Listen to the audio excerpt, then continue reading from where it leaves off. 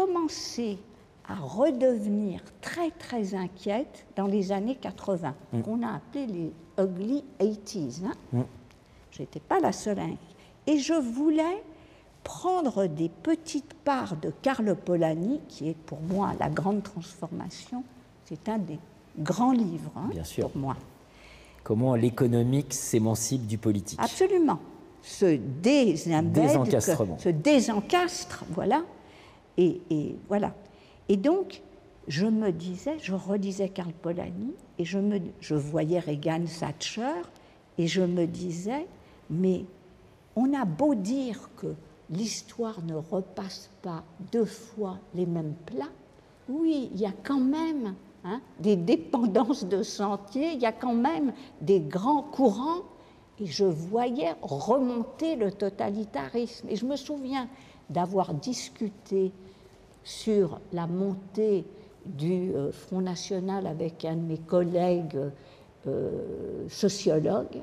Le Front National était à 3%. J'ai dit, maintenant, ça va monter, ça va monter. Et mon collègue, mais il rigolait. Donc, ce que je dis toujours, c'est pour ça que je vous remercie, Jean-Philippe, parce que vous essayez de diffuser les idées. Moi, je suis... circuler. Moi, je suis Cassandre, d'accord ? C'est-à-dire que dans les années 70, début des années 80, on m'appelait Madame Bébé Phoque. Je disais, nous avons un lourd problème écologique à gérer. Eh oui, les petits phoques sur la banquise.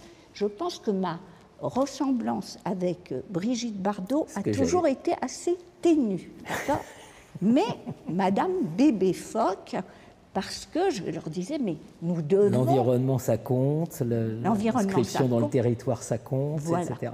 Et donc, je voulais envoyer au monde, pour en revenir, je voulais envoyer des bouts, des extraits de Polanyi en changeant juste les dates. Et bien sûr, vous voyez à quel point le totalitarisme s'étend. Et moi, je ne suis pas comme Hayek, je suis comme Martinet, comme Alain Charles. Moi, je tiens fermement à la démocratie.